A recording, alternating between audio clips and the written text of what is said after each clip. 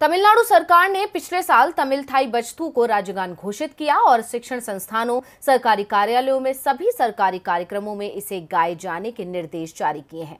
और अब इसी राज्यगान को लेकर केंद्रीय मंत्री नितिन गडकरी लोगों की आलोचना का शिकार हो गए हैं। आखिर क्या है इसका कारण, आइए जानते हैं इस खबर में। केंद्रीय मंत्री नितिन गडकरी अक्सर ही अपने तल्ख तेवर और बयानों के चलते सुर्खियों में बने रहते हैं, लेकिन इस बार उन्होंने कुछ ऐसा किया जिससे वो सुर्खियों में तो आ गए, मगर इस बार उनकी आलोचना हो रही है और खासकर तमिलनाडु की जनता उनसे खासा नाराज भी है। इसकी वजह है तमिलनाडु का राज्यगान, जिसे पिछले साल ही घोषित किया गया था।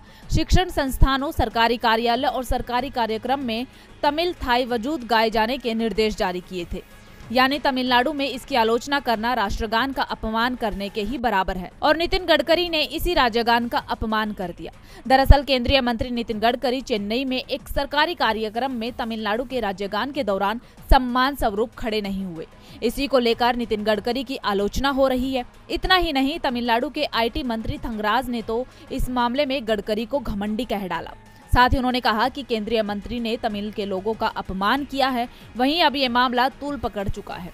तमिलनाडु सरकार ने कहा कि इसे बजाए जाने या फिर गाए जाने के दौरान दिव्यांगों को छोड़कर सभी को सम्मान में खड़ा होना होगा। वहीं एक ट्वीट में थंगराज ने केंद्रीय मंत्री गडकरी से उनके घमंडी और गैर जिम्मेदार व्यवहार का कारण बताने की मांग की है।